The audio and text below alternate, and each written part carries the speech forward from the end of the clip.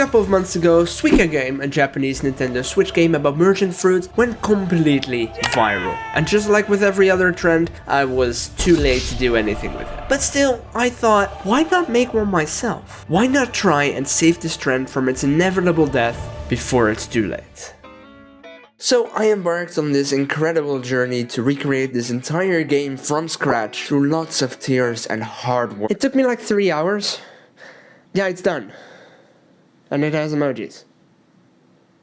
Now what?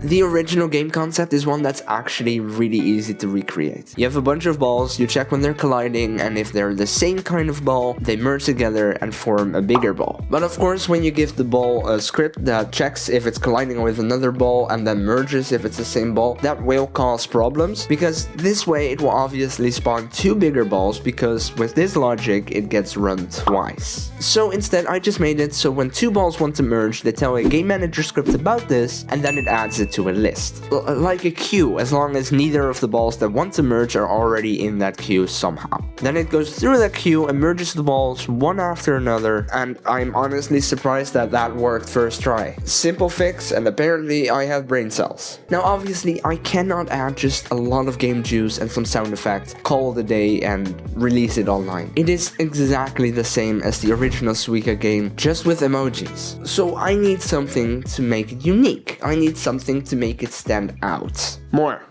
Make it stand out more. The emojis are already making it stand out quite a bit, apparently. I need something that will give people a reason to play my game instead. And I think I got a pretty good idea. Vampire Survivors. Let me explain. Whenever you reach a new level in Vampire Survivors, by gathering enough XP, you get a choice. You get 1 of 3, or if you have enough luck, 1 of 4 abilities to pick from. Some new, some upgrades. But what if, in my game, you get that as well? Something similar, at least. I added a bar that represents your experience, and with the score gained, you also get XP. And if the bar is full, first it does this over-the-top movement, and then the game is paused, giving you a set of abilities to pick from. And those can be used to significantly improve your chances at beating the game. What? What happened?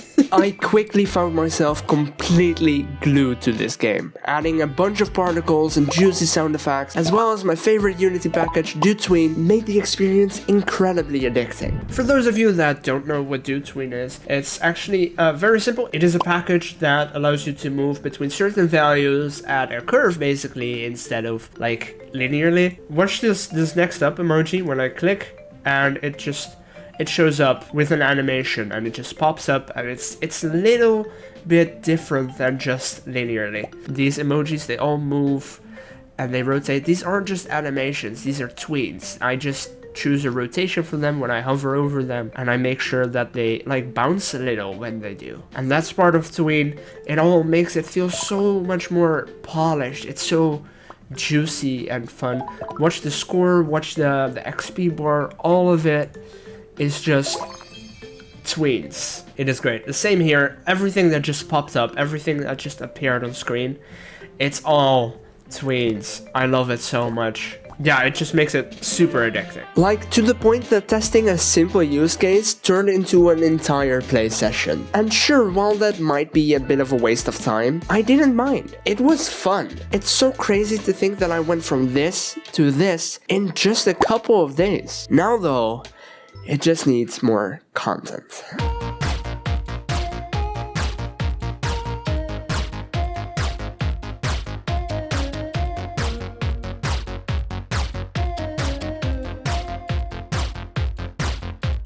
And here we are, 12 abilities and no excuses whatsoever to lose the game. Seriously, if you lose, you're a loser. That makes sense.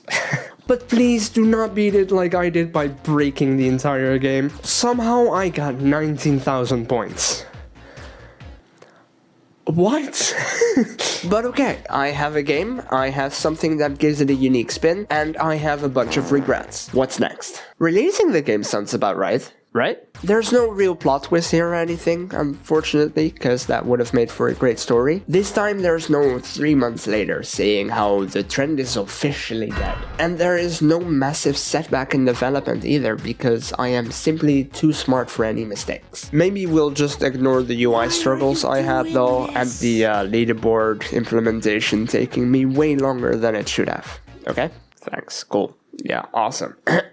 But yeah, the game is finished and you can play it right now. It's called Popmoji because the emojis do be popping. You can check it out on Steam right now or on Google Play if you know Google starts behaving for once. Also, before I forget, the music for this game was created by the legend, the one and only Icoso. I thought you should know. It's very important that you know because Icoso is the absolute best. Links are in the description below. It is super juicy, super fun, very addictive, and I cannot wait to add more abilities and game modes in the future. Check it out, subscribe, see you next time. Now before you go, if you've come this far into the video, you're probably interested in game development.